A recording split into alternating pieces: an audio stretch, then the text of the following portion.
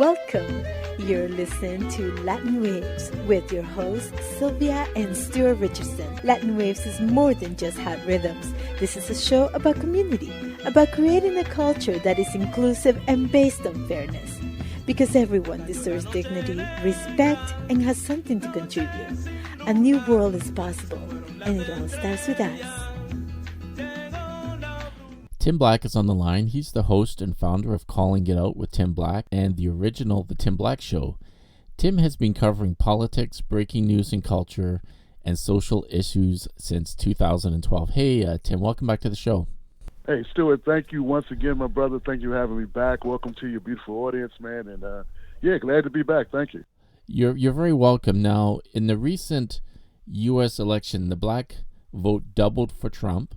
He also garnered 45% of the Latina vote, surprising many. What happened to the sacred duty to vote blue no matter who every 4 years for these communities?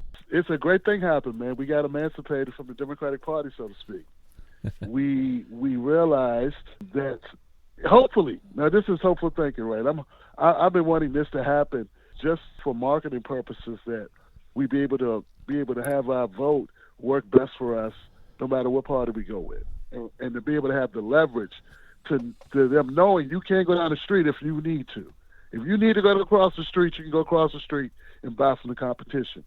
I want us to get to the point we'll be able to say as black people, we'll be able to go with another party, a third party. But I'll take this for now.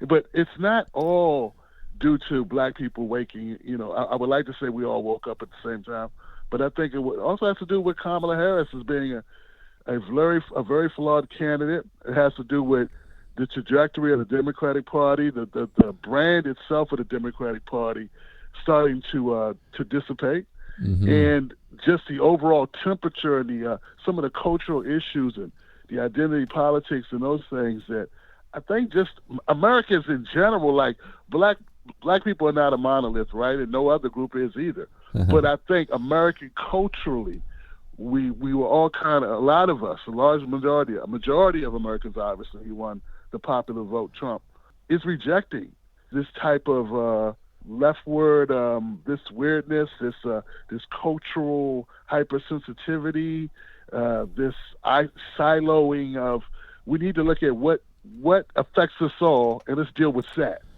first. And I think that's where America is. Well, I worked at a public university for many years, and every once in a while they hired a new dean or senior manager. That person had to appear in front of a committee and articulate a clear vision for the department or they were taking over. Now, I didn't hear that from the Dems. The largest country in the world, what the hell was their vision, or what could we get excited about? Did I miss the vision? Where was it?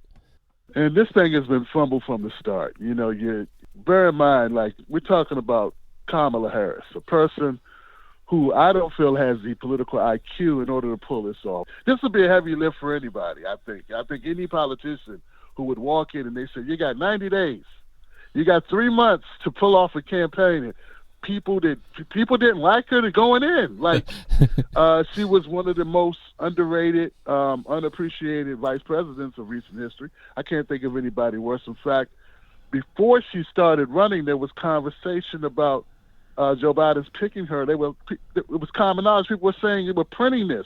Corporate media was saying the worst decision Joe Biden ever made was picking Kamala Harris. That's until she ran. That's until, they worked the machinations behind the scenes to give Kamala the nomination. And then they said, we got to go with her. So now we got to make her seem like she's amazing. And people actually buy into this person who they don't know. So she had a bad table set. She had a lot of money, and she spent a lot of money. She spent more money than she had. She had $1 billion. She had $500 million going in before she even started. Biden raised $500 million. Wow! So she did have money, but she didn't have anything else. Okay, and you're right. She never really articulated the vision. In fact, they started to play it as if that she wouldn't have to. They wanted her to stay away from specifics. They were hoping that she could do this overarching campaign where it's just feel good, and they could hopefully run off of Trump is evil, Trump is Mussolini, Trump is Hitler, Trump is fascist argument bad. They were hoping that that would be enough. And the existential threat of Trump, their whole thing was threat to democracy.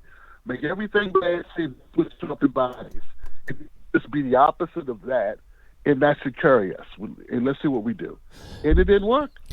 I have this theory, maybe you'll agree or not, that they stabbed Bernie twice so he couldn't get in. They chased Tulsi Gabbard out of the party. They chased RFK Jr.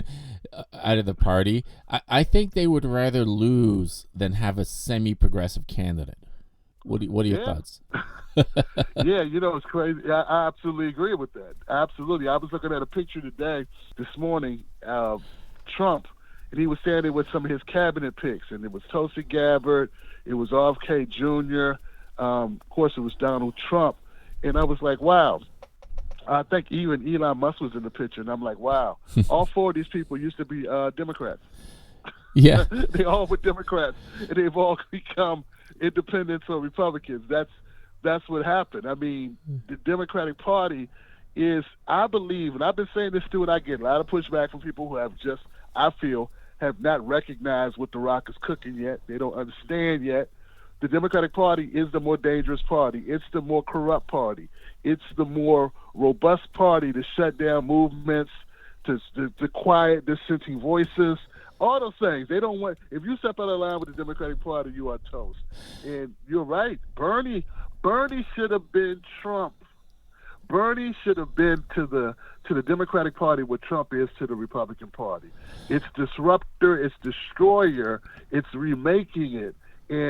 But Bernie, he signed up. He caved in. He went with the establishment. He fell in line when everything came down to it. He went on. He went with the Democrats.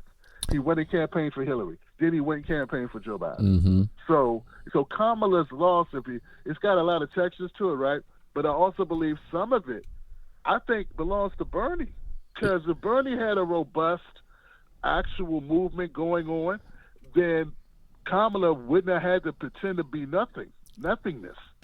Because her background, Stu, was left-wing type politics. It was progressive politics. She fashioned herself. She used the talking points of Bernie Sanders in 2019. Right. And then she spent the whole entire 2024 running away from that. But see, the problem is we got the internet. The problem is we have X, and we have all these ways to look at the old clips, and we can see the old Kamala right there. It's right there. Her opposite opinion or opposite view on fracking, her opposite view on war, her opposite view on immigration and border control, border patrol, and vice. The opposite. She's now taking the opposite ideology of everything she stood for just 4 years ago. We're not talking 10 years ago. She has a plane crash, and she has an epiphany. She sees God, and now she has this story. She's telling you this, and you can accept it. We're talking about just changing and saying, no, I believe this now. And no one brought it. The major portion of lefty-type, progressive-type voters, the Bernie bros, and that whole cohort, they never brought it.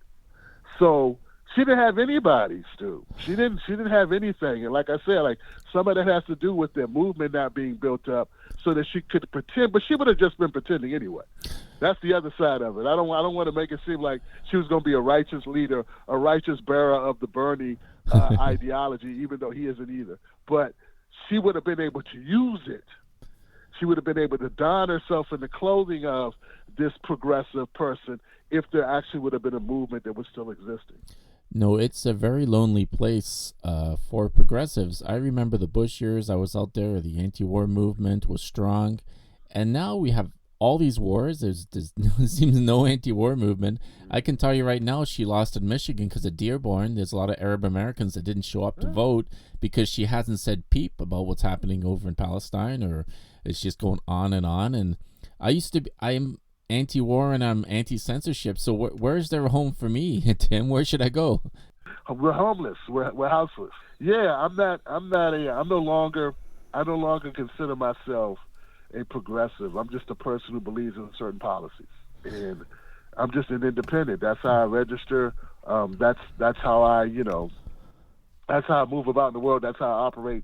And it's from that standpoint that I provide commentary, because the progressive wing was never what I thought it was. It was what I always wanted it to aspire to be.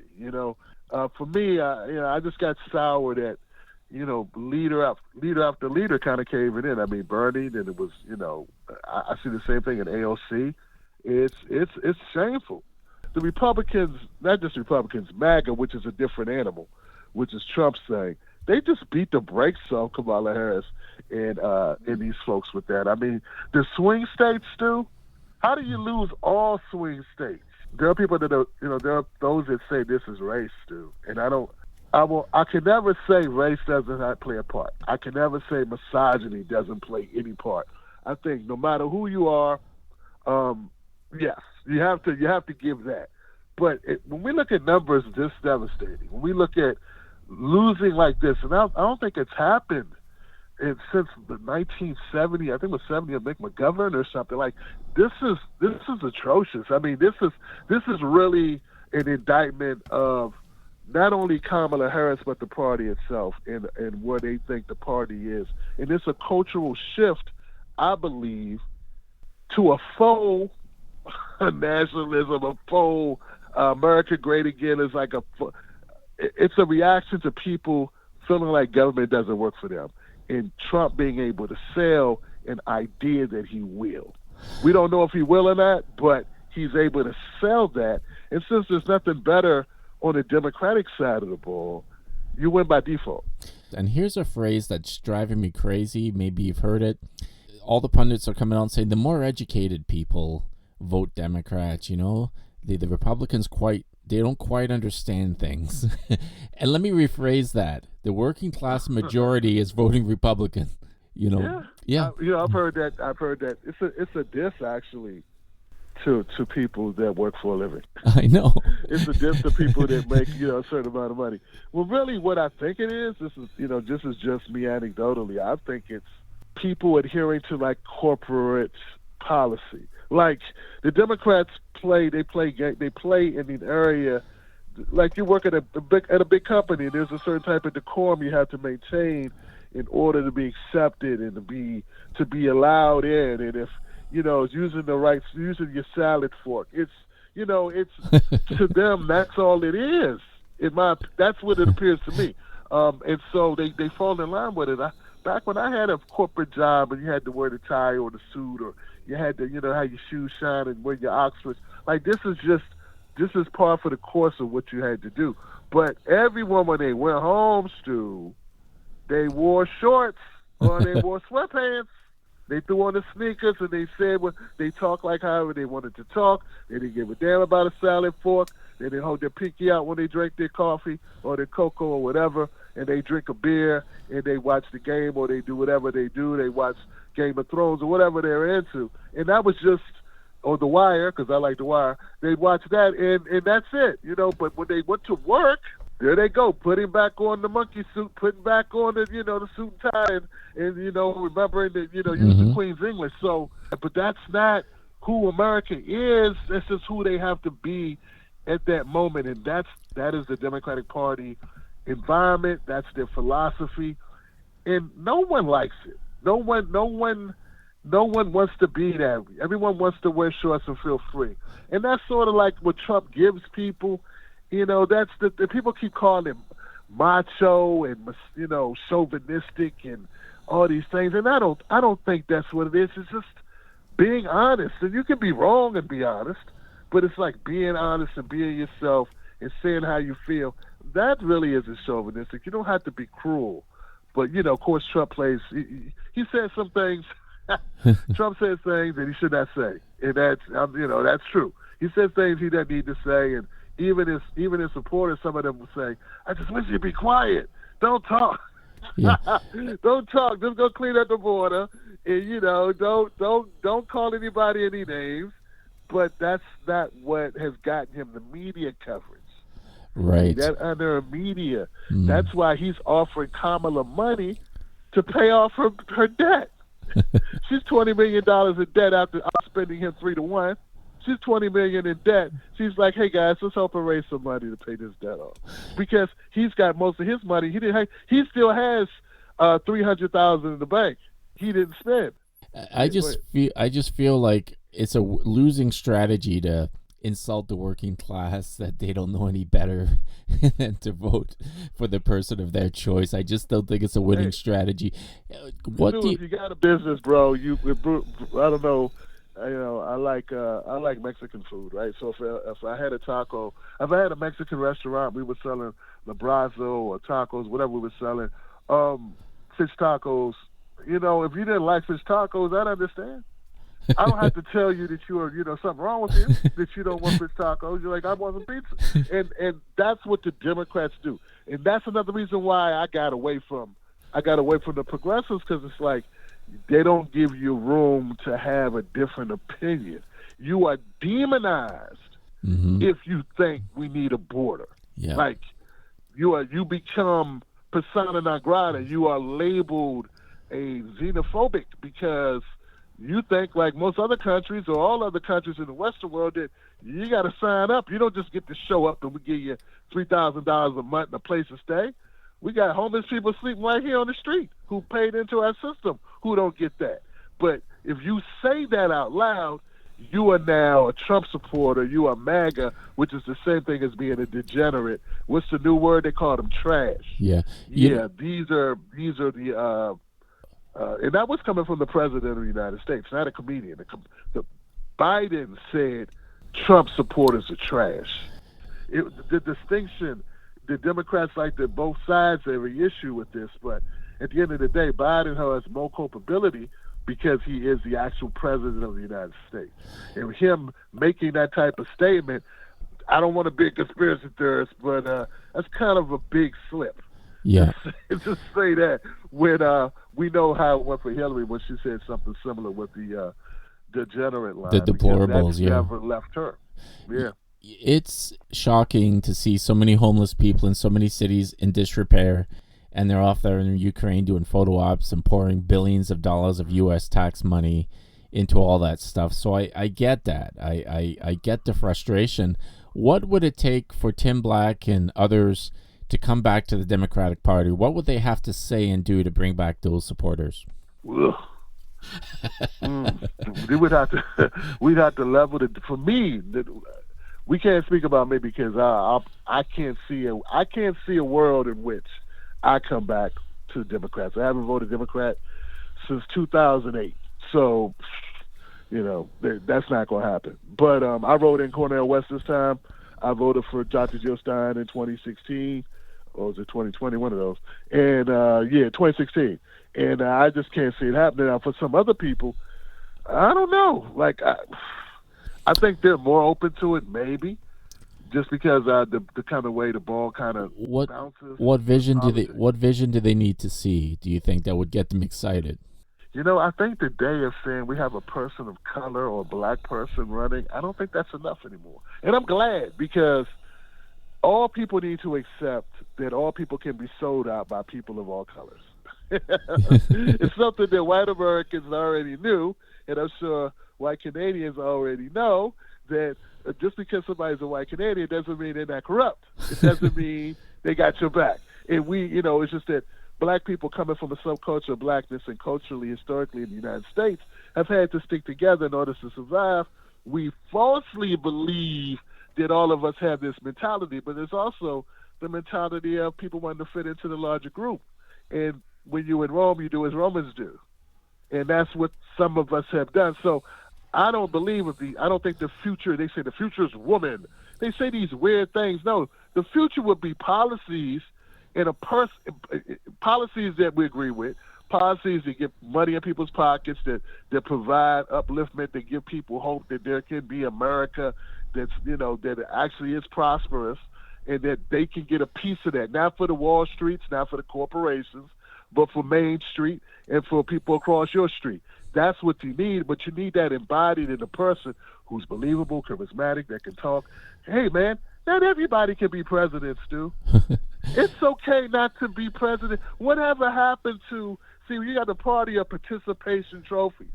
They think anybody can go and become president just because they're a nice person. Yeah. Stu, look, Kamala Harris was an attorney general. That's an amazing job. You could have stopped there. She was a senator. That was an amazing job.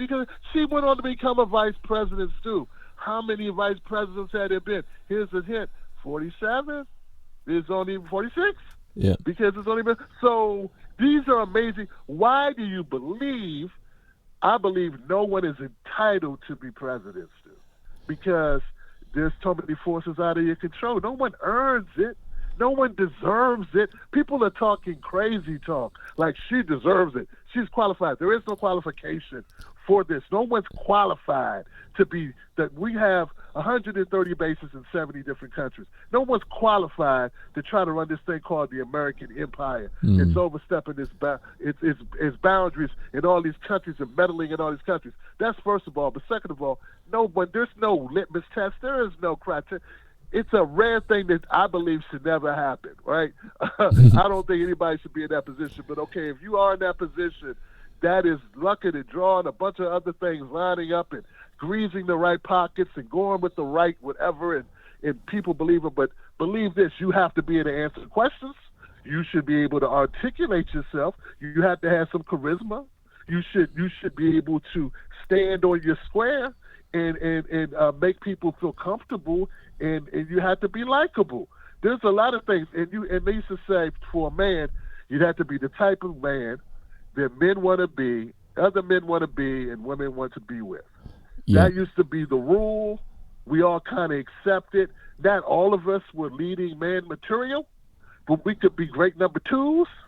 We could be funny guy, interesting guy, the nerd that's smart as hell, that behind the scenes, like guys have always accepted there were these levels, but with this Democrat, I know this is not answering your question directly, but it's like these people, they live in fantasy land, Stu, and that will not give the Democrats the next win. We're not going back. They've got one thing right, Stu, when they said we're not going back. Well, you know what? America's not going back to buying that. They're not being able to browbeat Americans into doing the right thing. When the right thing is just what's right for them, and it's not what's right for the rest of us. For many, many decades, as you know, these candidates were carefully groomed and put in front of carefully controlled media, mainstream media interviews, very scripted. Now we have candidates going on 2 and 3 hour podcasts, and I think the next Democratic candidate has to be someone who can hold their own for 2.5 hours in a room with someone, because that's what's reaching young people. Yeah. They should be able to come on your show and answer some questions. Yeah. It changed. It's become, that was, sort of like we opened with that. It's like we live in a different world now. Like we have tape, we have videos, and on demand, people can read up on you and watch videos of you. This is what needs to happen. And look, Stu, Kamala Harris had every opportunity to be a part of that. She was vice president. She had a bully pulpit. She had a platform. People forget she was still, if not the most powerful woman in America, she's top 3. Top 3 people, most powerful people in America. It still is. She's still the sitting vice president. She could have started a radio station. She could have started her own cable network. She could have did a podcast every week or every couple of weeks. She could have opened the same dialogue with the people, but they got over their skis. They felt they didn't need to get down in the dirt with the common folk, the poors. Yeah. And Trump made them pay for it. And going forward, Stu, to your point, bro, I believe that's going to be called. It's going to be the way things are done. This is going to be the new formula. You must be a part of the media machine. You must generate your own media. You must be approachable. You must be accessible. You must be open. Of course, there's still going to be some polish, and you're going to have people that try to craft your image. But you're going to have to balance that with being out there with the people. You have to be real, and you have to be authentic, and not this polished thing that gets up and cheers about America and says nothing. I had to turn off the Democratic convention. It was like, what are you talking about? Apple pie and cheering and crying and like what policies are being proposed? Like, just say, hey, we're gonna give you Medicare. Every American's gonna have coverage or something. Something to get excited about. Yeah. Anything at all. Yeah. Say so, yeah. No, Stu. I'm not going to say that Trump is real because I don't know him, but at least appear real. Like no one really knows. Like maybe it's a side of him, right? And we all have different sides. There's loud Tim Black. There's more introspective Tim Black, and I'm different when I'm with my 2-year-old granddaughter Nadia. I'm popping. It's different, than when I'm chilling with my friends or if I'm watching a movie with my wife. But being authentic in being this person when you're running for office. Be authentic in your points of view and your stances. And look, I think Kamala would have did better. I'm not going to say she would have won, Stu, but if she at least would have, people may not have agreed with some of her stances, but they know what they were. Coming to the end now. I gotta. Sorry, I wish I could keep talking, but how can people access your show? Because you have daily commentary, and it's very important. How can people get in touch with you? TimBlackTV.com. You go to my website, you'll find me. It's Real Tim Black on all social media. And look for the bald, loud black guy. You'll find me. And thank you once again, Stu, for the opportunity, bro. Hey, man. Good to see you. Good. Take care. Thank you for listening to Latin Waves. Latin Waves is an independently produced syndicated radio program made available for free